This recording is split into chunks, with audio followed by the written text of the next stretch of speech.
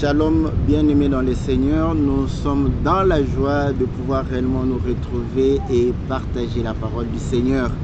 Nous sommes à votre service, nous sommes pour pouvoir réellement vous apporter la lumière à vos questions, apporter réellement l'éclaircissement à vos préoccupations afin que vous puissiez connaître l'Éternel notre Dieu, car la Bible dit la vie éternelle, c'est qu'ils te connaissent toi, le seul vrai Dieu. Et vous savez que le Seigneur a reproché le peuple d'Israël de pouvoir réellement mourir par ignorance, par manque de connaissance. Donc la connaissance nous apporte la lumière et la connaissance nous facilite de pouvoir réellement vivre. Voilà pourquoi aujourd'hui, vous allez comprendre que nous avons une espérance de vie plus longue, nous avons une vie beaucoup plus hygiénique parce que l'homme a acquis beaucoup de connaissances, ce qui a permis à ce que l'homme puisse réellement maîtriser la vie qu'il est en train de mener sur la terre. De même, nous, lorsque nous avons plus de connaissances, nous avons la facilité de pouvoir mener une vie sanctifiée, une vie qui élève le nom du Seigneur. Vous allez comprendre que c'est une émission spéciale et comme nous l'avons dit, nous sommes ici à l'île de la Réunion où nous avons été bien accueillis par des bien-aimés qui aiment le Seigneur et nous sommes très reconnaissants par rapport à leur accueil, nous sommes très reconnaissants par rapport à l'amour qu'ils ont manifesté envers nous. Je ne manquerai pas de pouvoir citer la famille O'Haro qui nous a accueillis et qui nous permet de pouvoir réellement faire l'œuvre de Dieu. Que l'Éternel, votre Dieu, puisse réellement les bénir abondamment. Donc nous sommes voilà, à l'extérieur. Vous allez nous excuser si vous entendez le bruit des enfants, des personnes, des hélicoptères qui passent. Donc c'est spécial. Donc voilà, nous allons essayer de faire avec ces conditions tout ce que nous estimons. Si vous nous entendez correctement, ça sera une très très bonne chose. Voilà, bien-aimés dans le Seigneur, comme c'est une émission spéciale, vous savez que nous répondons à vos questions. Donc nous allons pouvoir réellement répondre aux questions qui seront posées, n'est-ce pas, par notre sœur Jessica qui va poser la question et nous allons pouvoir essayer de répondre par rapport aux questions qu'elle est en train de pouvoir nous poser. Comme vous le savez, ça c'est une émission spéciale, donc c'est aussi un format plus spécial. Donc nous allons pouvoir le faire. Elle va poser des questions, n'est-ce pas?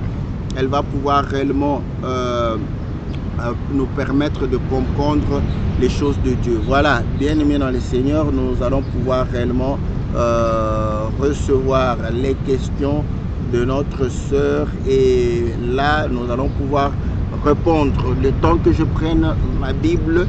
Voilà, donc notre prière est que l'Éternel notre Dieu puisse véritablement vous assister dans toute la situation que vous pouvez vivre en ce moment. Que la main de l'Éternel soit soutien et la main de l'Éternel puisse réellement vous accompagner dans le nom puissant et glorieux de notre Seigneur Jésus. Et nous croyons que le Seigneur nous donnera la sagesse de pouvoir apporter des réponses qui vont pouvoir satisfaire, n'est-ce pas, réellement les préoccupations de tout un chacun. Comme nous l'avons toujours dit, la question d'un bien-aimé édifie tout un peuple, toute la maison des enfants de Dieu. Voilà, nous sommes là à la disposition de chacun de vous par le biais de notre sœur Jessica, que nous bénissons, que nous prions le Seigneur afin que l'Éternel puisse davantage la soutenir et l'assister. Voilà, bien-aimés, vous avez la parole. Si vous avez une question, vous pouvez poser comme ça. On saura répondre avec la grâce que le Seigneur nous donne. Voilà, Alléluia. que Dieu bénisse. Shalom, bien-aimés frères et sœurs. Donc, Deutéronome 28-25. Oui. 28-25, la préoccupation, c'est de pouvoir comprendre ce que cela voudrait dire. Oui, voilà, c'est ça. Donc, nous allons lire dans le livre de Deutéronome 28, 28-25. Au verset 25, il est dit, Deutéronome, hein, je Oui, suis dans Exode, donc voilà, Deutéronome 28, au verset 25, il est dit ceci, l'Éternel te fera battre par tes ennemis, tu sortiras contre eux par un seul chemin et tu t'enfuiras devant eux par 7 chemins. Tu seras un objet de foi pour tous les royaumes de la terre. Donc ici, le Seigneur est en train de démontrer que lorsque Israël va pouvoir réellement se détourner de la voie du Seigneur, comme c'est dit dans le verset 15, mais si tu n'obéis point à la voix de l'Éternel, ton Dieu, si tu n'observes pas et ne mets pas en pratique tous ces commandements et toutes ces lois que je te prescris aujourd'hui, voici toutes les malédictions qui viendront sur toi et qui seront ton partage. Donc vous allez comprendre que ceci est la conséquence de la désobéissance. Quand le peuple va désobéir, il va pouvoir subir cela. Donc quand il ira en bataille, n'est-ce pas, dans la guerre, il sortira par un seul chemin et il va fuir par 7 chemins. On va comprendre ceci parce que ici, l'expression 7 chemins, c'est pour dire que il va fuir, n'est-ce pas, voilà, dans tous les chemins qui vont se présenter à lui. Nous allons prendre une écriture qui va nous faciliter aussi la compréhension de ce 7, n'est-ce pas, par rapport aussi à la malédiction. Nous prenons l'écriture dans le livre de Daniel, n'est-ce pas, Daniel, lorsque les amis de Daniel ont refusé de pouvoir adorer la statue que Nabuchodonosor avait faite. Donc, écoutez ce que l'Écriture dit. Donc, nous sommes dans Daniel chapitre 3. Voilà. Daniel chapitre 3. La Bible dit ceci au verset 19. Sur quoi Nabuchodonosor fut rempli de fureur et il changea de visage en tournant ses regards contre Shadrach, Meshach et Abel-Nego. Il reprit la parole et ordonna de chauffer la fournaise 7 fois plus qu'il ne convenait de la chauffer. Donc vous allez comprendre que la fournaise ardente est aussi symbole de la conséquence de la malédiction. Donc quand nous désobéissons à la parole du Seigneur, la Bible dit que ceux qui n'ont pas cru, ceux qui n'ont pas accepté la parole, seront jetés dans la gêne, dans une fournaise, n'est-ce pas? Donc on comprend que le feu comme étant la punition, comme étant la sanction pour brûler, condamner. Mais ici vous voyez qu'il est dit que la fournaise sera chauffée 7 fois plus.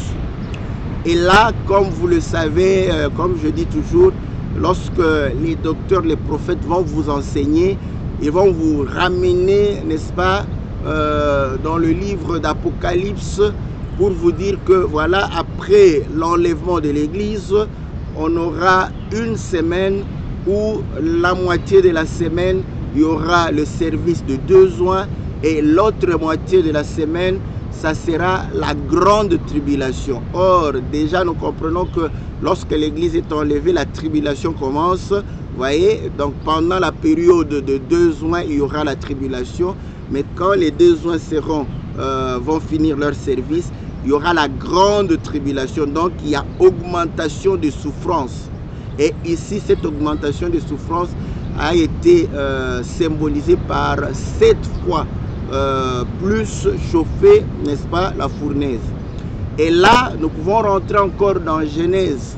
Lorsqu'il y a eu le péché, le Seigneur va pouvoir dire à Ève, j'augmenterai, n'est-ce pas, la souffrance de tes grossesses. Donc, Dieu avait déjà prévu une souffrance pour Ève lorsqu'elle allait enfanter. mais comme il y a eu le péché, le Seigneur dit, je veux augmenter. Et ceci, nous comprenons pour que Ève puisse avoir de l'aide afin qu'elle ne puisse pas enfanter d'elle-même. Donc, pour que la femme, voilà pourquoi par rapport aux hommes, la femme a besoin d'assistance pour pouvoir accoucher. Par contre, parfois les animaux n'ont pas besoin d'être assistés pour pouvoir mettre bas. Donc, on comprend que la femme a besoin de l'assistance. Mais David dit que lorsqu'il était dans le sein maternel, c'est Dieu qui l'a tiré de sein maternel. Et nous comprenons que la personne qui vient aider Dieu, comme Ève lui-même a dit, que j'ai formé l'homme et enfanté l'homme avec l'aide de l'Éternel. Là, nous comprenons que le premier, n'est-ce pas, sage-femme, bon, parce qu'apparemment, il n'y a pas d'homme, de sage-homme. Voilà, le premier sage-femme, c'était Dieu lui-même, voilà, qui a dû aider réellement Ève à pouvoir enfanter, à pouvoir réellement accoucher. Donc, on comprend que cette fois, comme nous allons maintenant dans le sens de la bénédiction, vous allez comprendre que cette fois, c'est vraiment la perfection, c'est vraiment la totalité, c'est vraiment recevoir la plénitude de la chose. Voilà, et ici, l'Écriture est en train de nous montrer que lorsque le peuple désobéit, le peuple va sortir comme un seul homme. Écoutez, nous lisons dans le livre, je crois, de Proverbes, si je ne me trompe pas, Proverbes au chapitre 30, je vais regarder, parfois ça ne sera pas, voilà, donc c'est ça, Proverbes chapitre 30, au verset 27. Je ne sais pas s'il y a encore une autre écriture qui donne l'idée de ce que je voulais dire. Je prends le verset 27, il est dit, les sauterelles n'ont point de roi, elles sortent toutes par division. Voilà. Et il y a une écriture, voilà, je crois que ça c'est déjà suffisant. Comme je suis en train de réfléchir s'il y a une écriture encore qui va dans le sens que nous venons de pouvoir lire, dans toujours Proverbe, est-ce que j'ai plus en mémoire, mais de toute façon, vous voyez que les sauterelles n'ont point de roi, mais elles sortent, n'est-ce pas, en ordre arrangé. Voilà, c'est comme ça qu'on dit un seul chemin. Donc, nous comprenons que c'est en ordre arrangé. Mais les sauterelles sont prises aussi comme une armée. Quand nous lisons dans le livre de Juges, vous allez comprendre que le livre de Juges démontre que les Madianites s'abattaient sur les Israélites comme une multitude de sauterelles. Donc, je prends pour pouvoir Juge chapitre combien je suis dans Juge chapitre, voilà, Juge chapitre 1, c'est pas ça, je crois que cela, ça sera au moment où Dieu est en train de pouvoir parler à Gédéon. Je cherche, voilà, Gédéon,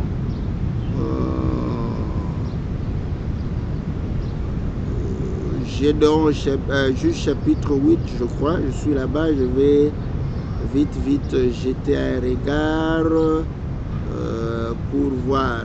Vous savez, comme je le dis, nous ne sommes pas très costauds dans, voilà, au verset 5, comme je connais l'histoire, donc au verset 5 il est dit, car ils montaient avec leurs troupeaux et leurs tentes, ils arrivaient comme une multitude de sauterelles, ils étaient innombrables, eux et leurs chameaux, il venait dans le pays pour le ravager. Donc, vous voyez, je prends les sauterelles, c'est une armée. Même Joël, il dit, je vous enverrai mes 4 armées, il y a des sauterelles, tout ça, les sauterelles, n'est-ce pas, dans l'idée de l'armée.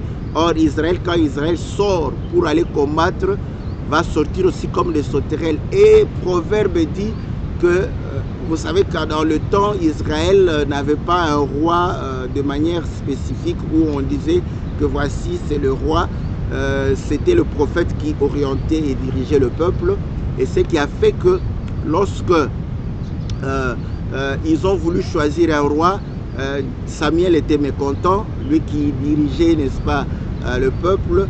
Et Dieu lui a dit, c'est pas lui que le peuple a rejeté, mais c'est Dieu qui est le roi. Donc vous allez comprendre que Israël sortait, n'est-ce pas, comme un seul troupeau, comme, n'est-ce pas, une armée arrangée pour aller combattre. Mais si Israël désobéit, on va pouvoir les disperser. Ils vont pouvoir réellement fuir par tous les chemins.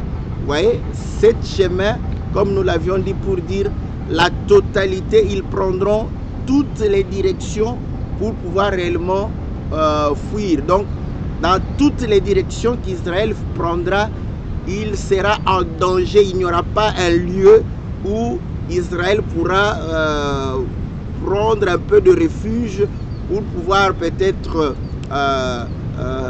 reprendre, n'est-ce pas, la main sur la bataille. Donc, il n'y aura pas de repli comme en armée on dit.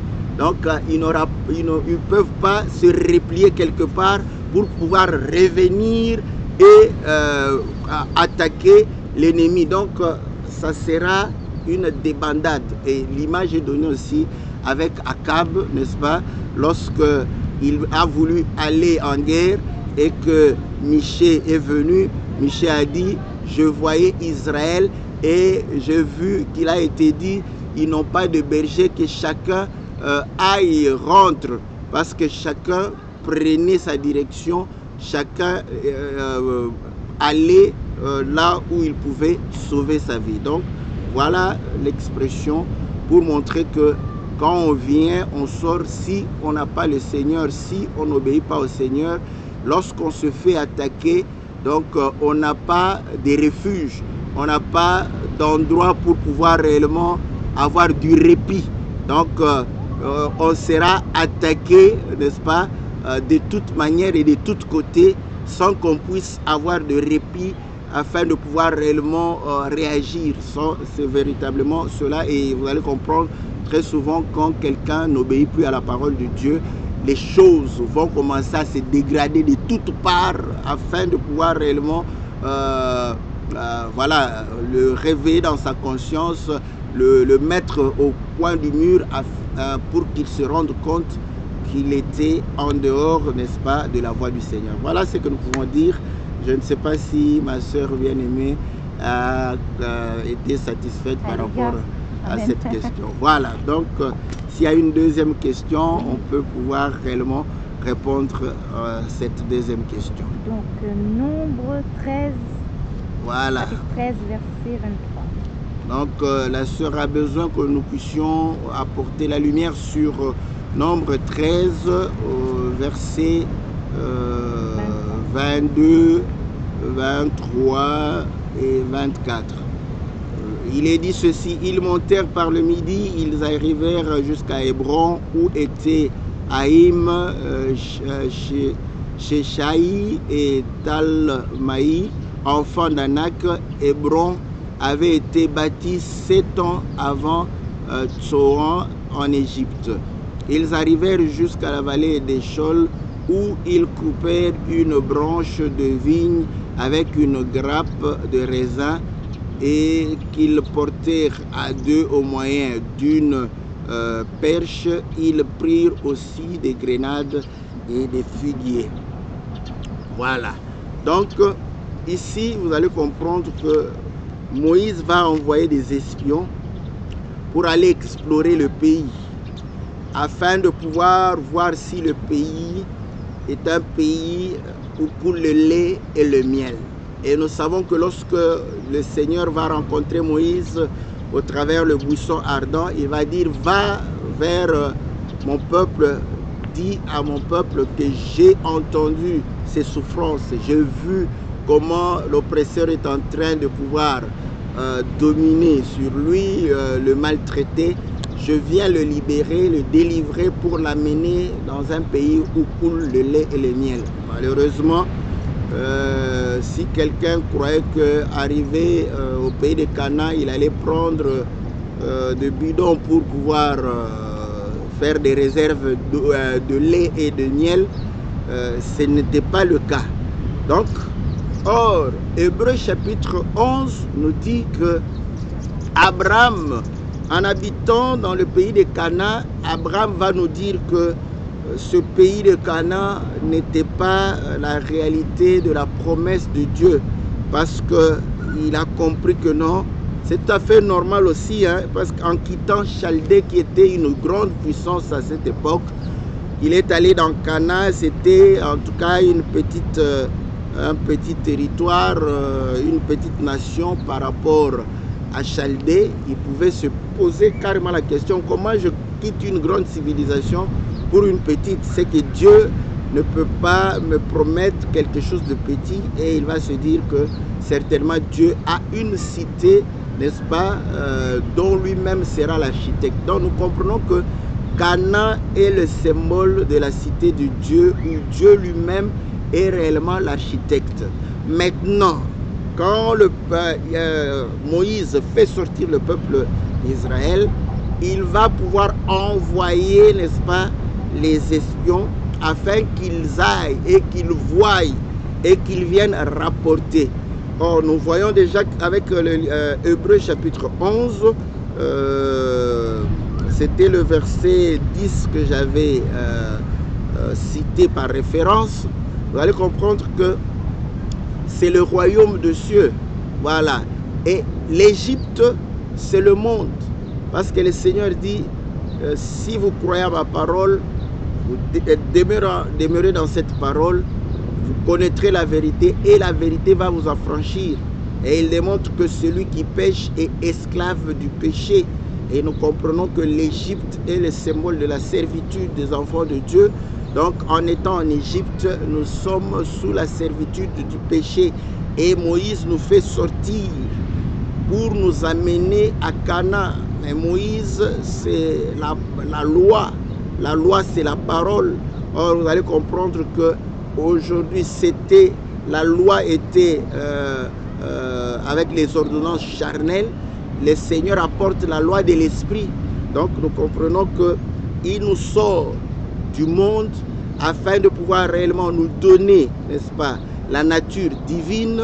Et lorsque nous avons cette nature divine, nous faisons notre marche vers le royaume. Or, pour pouvoir aller dans le royaume, il faudrait que nous puissions avoir les informations du royaume. Voilà pourquoi Moïse va envoyer les espions pour aller dans Canaan et amener, n'est-ce pas, des informations utiles pour permettre au peuple de pouvoir y aller. Et là, nous comprenons qu'ils vont arriver, n'est-ce pas, et ils vont prendre les fruits du pays, n'est-ce pas, et pouvoir amener ce fruit du pays, n'est-ce pas, devant le peuple. Mais comme Israël, c'est un peuple qui vient pour pouvoir réellement témoigner, n'est-ce pas, du peuple que le Seigneur va pouvoir réellement nourrir, vous allez comprendre qu'ils vont pouvoir montrer à ce peuple les fruits du pays, de la promesse, mais ce peuple ne va pas manger ce fruit. Voilà pourquoi nous disons que la vie éternelle n'a pas été donnée par la loi, mais la vie éternelle vient avec le Seigneur qui vient du ciel, qui apporte la nouvelle du ciel.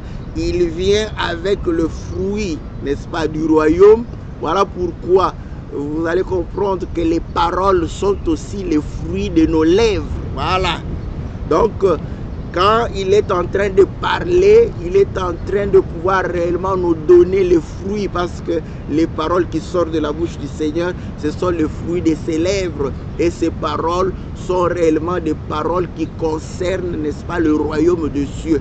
Et lorsque nous croyons à cette parole, nous croyons, n'est-ce pas, nous recevons les mystères du royaume, ce qui nous permet de pouvoir réellement accéder dans le royaume.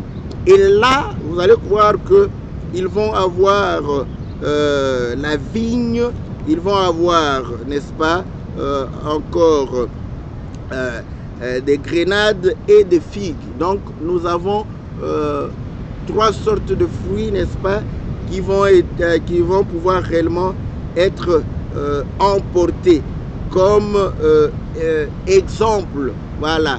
Or, comme nous venons de démontrer qu'il s'agit de la parole, et nous avions dit que Moïse les a envoyés, ils sont allés, ils sont revenus, et la nouvelle, n'est-ce pas, du pays a été, n'est-ce pas, répartie en trois sortes, n'est-ce pas, de fruits. La vigne, grenade et figuier. Bon, comme je le dis, je ne veux pas aller dans les détails, on peut aller dans les... Pourquoi la vigne, pourquoi les grenades, pourquoi les figues. Là, les docteurs aiment bien ça, les docteurs aiment bien ça, mais nous, déjà la pensée, n'est-ce pas, on a compris les bases, parce que lorsque on comprend qu'il s'agit de la parole, et là, la parole du Seigneur pour parler de Canaan, Canaan c'est le royaume c'est le Seigneur Jésus. Dans le livre, je crois, de Luc chapitre, je ne sais plus si c'est 16, je vais lire ici, chapitre 17, vous allez comprendre qu'il est dit ceci. Les pharisiens, au verset 20, les pharisiens demandèrent à Jésus quand viendrait le royaume de Dieu. Il leur répondit, le royaume de Dieu ne vient pas de manière à frapper les regards. On ne dira point il est ici ou il est là, car voici le royaume de Dieu est au milieu de vous. Donc c'est le Seigneur qui est le royaume de Dieu au milieu de son peuple. Et là nous comprenons que le fruit est en train, ces trois fruits, vigne, grenade et figue, sont en train de parler du royaume, donc du Seigneur Jésus. Voilà. Or, comme nous avions dit que ce fruit, n'est-ce pas, c'est le témoignage du royaume, pour témoigner que ce royaume, c'est réellement un royaume où coule le lait et le miel, où la vie est en abondance. C'est que là où nous allons vivre la vie éternelle, c'est ça la vie en abondance. Maintenant, vous allez comprendre que dans le livre de Luc, chapitre 24, le Seigneur va dire ceci au verset 43, au verset 42. Voilà. Au verset 42, ils lui présentèrent, ça c'est bon, ils lui présentèrent du poisson rôti et un rayon de miel. Il en prit, il le mangea devant eux, puis il leur dit, cela c'est que je vous disais lorsque j'étais encore avec vous, qu'il fallait que s'accomplisse tout ce qui est écrit de moi dans la loi de Moïse, dans les prophètes et dans les psaumes. Voilà. Est-ce que vous voyez? Donc, dans la loi de Moïse, les témoins, la vigne, les grenades, les figues étaient le témoignage de Canaan. Vous voyez? Et le Seigneur démontre que voilà, il s'agit de moi, c'est le Seigneur qui est la vigne, c'est le Seigneur qui est la grenade, c'est le Seigneur qui est le figue. Voilà. Le temps nous manquerait de pouvoir aller. Bon, la vigne, vous savez, le Seigneur dit, je suis le cep, hein? Voilà, vous êtes les sarments. Donc, et il va donner son sang, n'est-ce pas, pour pouvoir réellement nous donner la vie. Le temps nous manquerait de pouvoir parler des grenades, Cantique des Cantiques nous en parle, des figues. Et voilà, donc on comprend que c'est de la matière, n'est-ce pas? On pourra aller dans les détails par la grâce du Seigneur. Voilà ce que nous pouvons dire en gros par rapport à cette question. Voilà, que le Seigneur nous soit favorable. Donc, il y a Une autre question? Donc, Deutéronome 21, 12. Comme nous vous avons dit, vous allez nous excuser, c'est les conditions dans lesquelles nous sommes. Donc, voilà, ceux qui doivent faire leur travail, ils font leur travail. Ça va nous déranger un tout petit peu, mais nous allons pouvoir réellement laisser un peu que le monsieur soit en train d'accomplir aussi la parole de Dieu, car la Bible dit, c'est lui qui ne travaille, qui ne mange. Donc, nous n'allons pas dire que non, ce sont les démons qui viennent nous déranger. Non. Donc, c'est nous qui avons choisi ce lieu. Donc, nous devons aussi pouvoir réellement supporter tous les caprices du direct qui sont liés, n'est-ce pas, au lieu. Vous voyez, nous avons le bruit de la mer. Là, nous n'avons pas dit que c'était les démons qui nous dérangeaient. Donc, ceux qui sont venus pour travailler, nous les bénissons parce que nous croyons que si le lieu est propre, c'est parce que ces gens font leur travail. Voilà, donc nous sommes dans le livre de Deutéronome au chapitre 21. Je commence au verset 10 pour pouvoir avoir plus de précision. Lorsque tu iras en guerre contre tes ennemis, si l'Éternel les livre entre tes mains et que tu leur fasses des prisonniers, peut-être verras-tu parmi les captifs une fille belle de figure et auras-tu le désir de la prendre pour femme. Alors tu l'amèneras dans l'intérieur de ta maison, elle se rasera la tête et se fera les ongles, elle quittera les vêtements qu'elle portait. Quand elle a été prise, elle demeurera dans la maison, elle pleurera son père et sa mère pendant un mois, et après cela, tu iras vers elle, tu l'auras en ta possession, et elle sera ta femme. Voilà, donc c'est beaucoup de détails, mais on va pouvoir donner, comme je le dis toujours, nous on est comme des médecins généralistes, hein. Voilà, donc on va donner la matière de manière globale. Voilà. Ici, il démontre quand vous allez en guerre contre vos ennemis. Israël est le peuple de Dieu, le peuple que Dieu a choisi.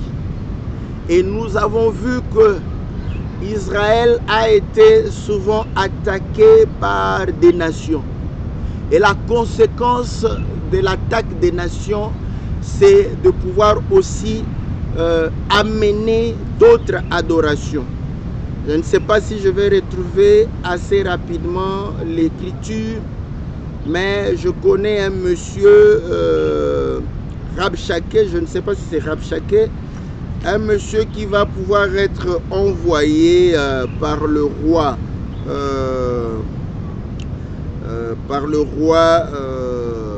je crois, de Babylone, et il va pouvoir dire que, ah voilà, Dieu est bon, hein. Je n'ai pas la maîtrise des Écritures, mais je tombe juste là. Voilà, c'est Rabshakeh.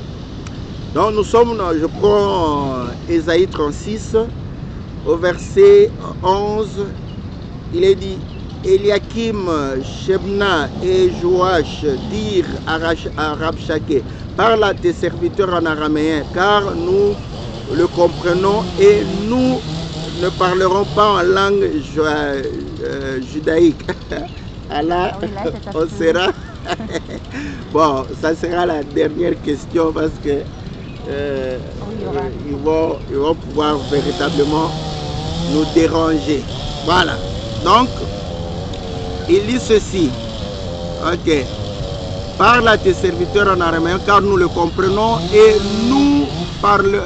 ne nous parle pas en langue judaïque aux oreilles du peuple qui est sur la muraille. Rabshakeh répondit, est-ce à ton maître et à toi que mon maître m'a envoyé dire ces paroles?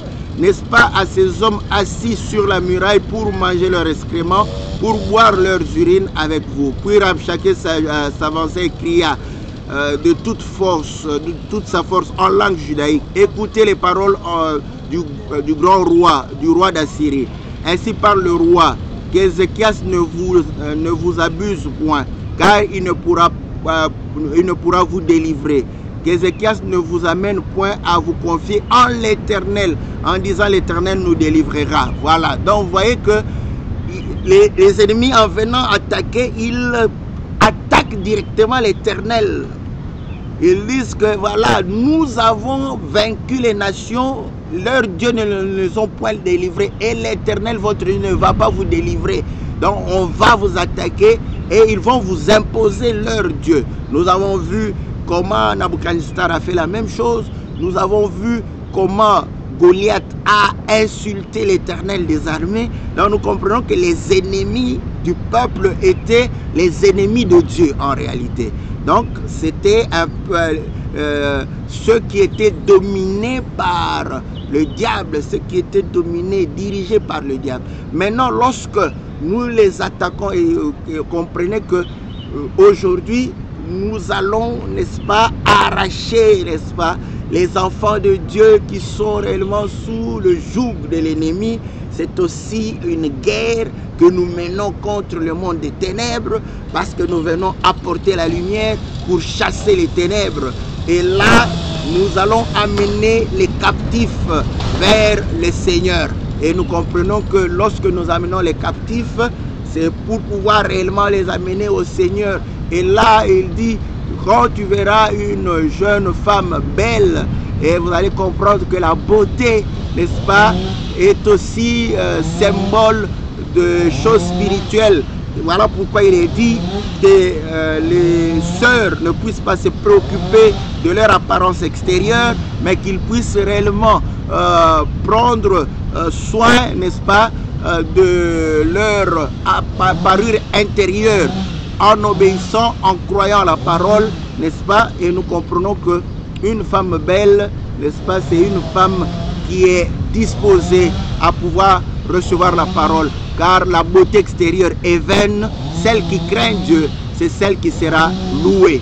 Donc c'est celle qui sera célébrée, c'est celle qui sera appréciée. Et là, nous comprenons que le Seigneur, notre Dieu, va pouvoir réellement dire, tu vas la prendre et elle va se raser. Pourquoi elle va se raser? Parce que dans Ésaïe chapitre 3, à partir du verset 16, les filles de Jérusalem étaient en train de pouvoir dandiner, étaient en train de pouvoir réellement marcher fièrement, tout en se rébellant contre Dieu. Le Seigneur a dit, je vais rendre vos têtes chauves, donc je veux raser vos têtes. Mais comment il a rasé les têtes?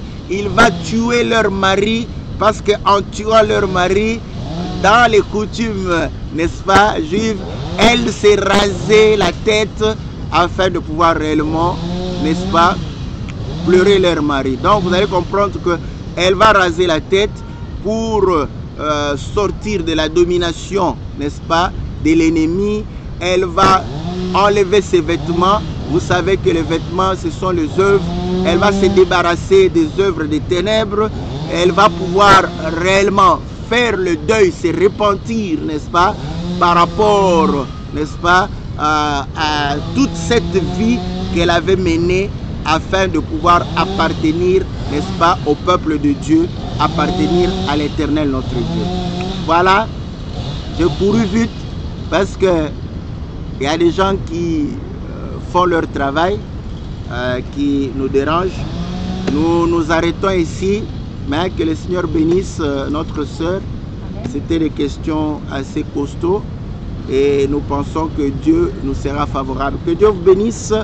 C'était spécial Île de la Réunion et les bien-aimés de l'île de la Réunion vous saluent chaleureusement dans le nom précieux et glorieux de notre Seigneur Jésus. Que Dieu vous soit favorable. À la prochaine. Bye bye.